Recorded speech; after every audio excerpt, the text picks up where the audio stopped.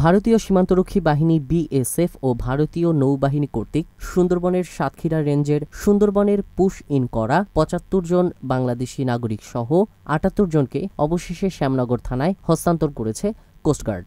রোববার রাত ১১টার দিকে তাদের শ্যামনগর থানায় হস্তান্তর করা হয়।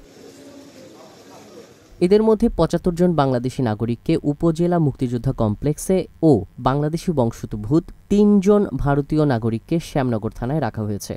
রাতেই তাদের প্রয়োজনীয় প্রাথমিক চিকিৎসা ও খাবারের ব্যবস্থা করে উপজেলা প্রশাসন।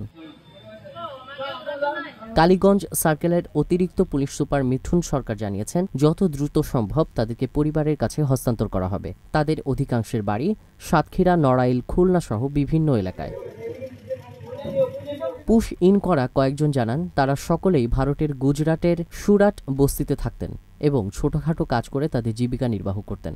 গত ২৬ এপ্রিল তাদের বস্তি ভেঙে গুড়িয়ে দেয় স্থানীয় প্রশাসন। ওই দিন রাতেই তাদেরকে আটক করা হয়। সেখান থেকে তাদেরকে হাত ও চোখ বেঁধে নেওয়া হয় পুলিশ ক্যাম্পে। সেখানে ৪ দিন রাখার পর তাদের বিমানে করে কলকাতায় আনা হয়। কলকাতা থেকে তাদের জাহাজে করে সুন্দরবনের সাতক্ষীরা রেঞ্জের মান্দারবাড়িয়া এলাকায় নিয়ে চোখ বেঁধে ছেড়ে দেওয়া হয়। পরে তাদের মান্দারবাড়িয়া ফরেস্ট ক্যাম্পে আশ্রয় দেওয়া হয়।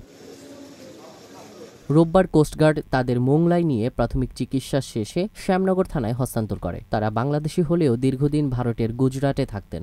তারা আরও জানান, গত ২৬ এপ্রিল থেকে ৬ মে পর্যন্ত তাদের সাথে অমানবিক আচরণ করা হয়েছে। তাদের ঠিকমতো খেতে দেওয়া হতো না, মারধর করা হতো, সবসময় গালিগালাজ করা হতো।